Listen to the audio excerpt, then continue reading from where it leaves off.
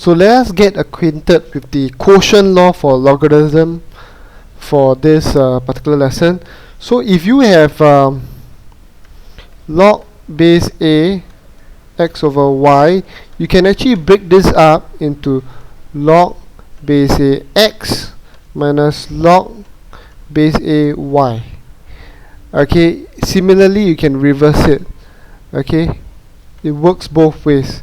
Okay, there are conditions though. Okay, we're dealing all a, x and y, they are all positive, and a cannot be 1. Okay, so let us look at an example. Okay, examples.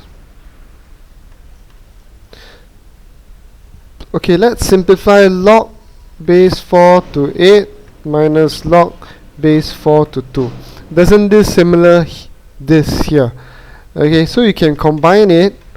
Okay, since they are of the same base, all you have to do is take 8 to be the numerator. Okay, 8 to be the numerator over 2. Okay. Okay, and what you get is log base 4 to 4, and that will give you 1. Remember, log a to a will give you 1. Alright, let us look at another example.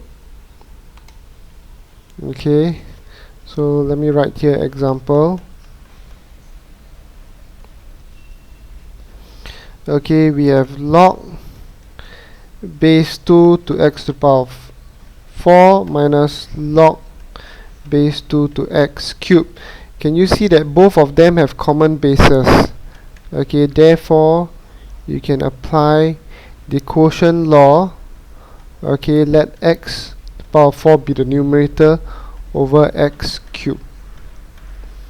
Okay, of course you can perform cancellation and you get log 2 to x. Alright, a point to take note of. Okay, now remember that log 3, let me write this, log 3 7 over log 3 2, okay, is not equal to log 3 7 over 2. So you got to be very mindful, they are not equal. Okay, this is different from this. Okay, with this you can break it up to log 3 7 minus log 3 2, but this there's nothing you can do about this. Okay, so this is different from this. Okay, with this you can break it up using the quotient law.